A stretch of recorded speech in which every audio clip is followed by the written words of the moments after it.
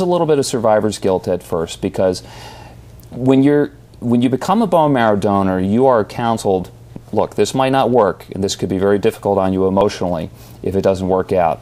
But I never thought that it wouldn't work. I just, in my heart of hearts, I thought, this is going to work, he's going to survive, I'm going to meet him somewhere down the road, I'm going to have a new friend in the world, I'm going to have a blood brother, and it didn't work out the way I wanted to. But as you said, you did give him 3 additional weeks that he would not have had, and you have gotten to know his family, including his 4 sisters, and that has had a lasting impression on you, or an impact on you, I would imagine, as well. They have been so helpful to me in that, because for a long time you don't know the results. You can't know the results for 6 months, and then you can't know who it was for a year. And both parties have to be willing to share information. And to talk to his mother and to talk to his twin sister, he was a twin. He was the man of the house, all girls and him. To have his loss is just immeasurable on so many levels, but to talk to his mom and to hear her say thank you so much for giving us a chance meant so much to me. But I thank them for the opportunity to be a part of it, because it just meant so much to mine. As much as some people would say that's a gift that you gave, it was a gift to me to be asked. What a privilege. What a privilege. Sadly, your donor passed away. Another sad footnote to this story is that the beautiful little girl that we introduced you to in our first segment, Alana, also succumbed to the illness, even though it was her beautiful face that prompted so many thousands of people to come out and see if they could be potential matches. And isn't this interesting? It's, as much as everybody wanted her to live, she is, in her own way, has been maybe greater or larger in death than she was in life. Of the 30,000 people that showed up for her bone marrow registration drive, there have been 86 matches that went to transplants. So how many more lives have been saved because of that girl? She did find her match, and she lived for some time, but in the end she couldn't really see all the fruits of her labor. But her legacy, it's a wonderful legacy that she's left behind, and has helped so many other people. And that's essentially what you're doing. You're creating a legacy by telling your story, because perhaps other people will read it, they will hear this interview, they'll hear the interviews that you will be doing around the book, and maybe a light bulb will go off and they'll say, hey, I could be like Kevin, I might be able to help someone. That will be the greatest payoff of all. And I believe in my heart of hearts, somebody is going to read it, or somebody who has read it is going to share the stories, and somebody is going to go and give a sample of blood, or now it's a cheek swab. It's a lot easier than it used to be just to get in the registry, by the way. And it's going to be a connecting of the dots, and I'm going to know that this person did this and saved this life, and I'm going to see them both in the flesh and blood. And that'll be the biggest payoff I could ever have. How do you put a price on that?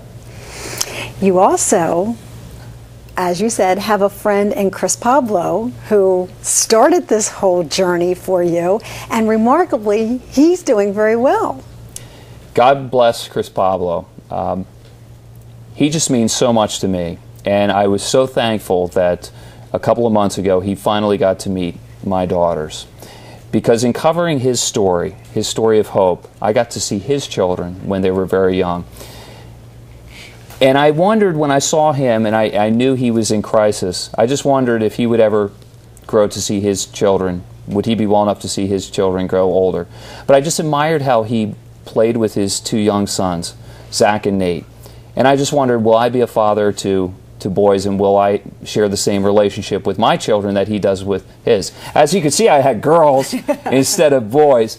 But I'm just so proud of the parent that he is and the man that he is, and I'm just glad that I could share a part of my life with him while he still has time on earth. Well, I'm glad that has a happy ending. I don't want people to be discouraged that if you do do the blood test or the cheek swab and you do become a donor or a match for someone, I don't want them to be discouraged because people don't always make it, because there's always that hope that they will, and we're learning every day more and more about leukemia and other blood cancers, and so there is optimism for people. There is optimism, Lynn, and if you talk to any family that's been down the road before, they are so thankful just to have a chance at something. And I tell everybody who will listen, you're a match for someone somewhere in the world. It's just a question, will you be in a registry and will you answer the call when it comes? You know, it's interesting. Years and years ago, you know, my daughters are 27 and 30. When they were in elementary school, there was a little 6-year-old boy for whom the school held a donor screening, and I put my name in the registry, and I always wondered what happened, whether I would ever be called, and you really never know, right? It could still come, Lynn.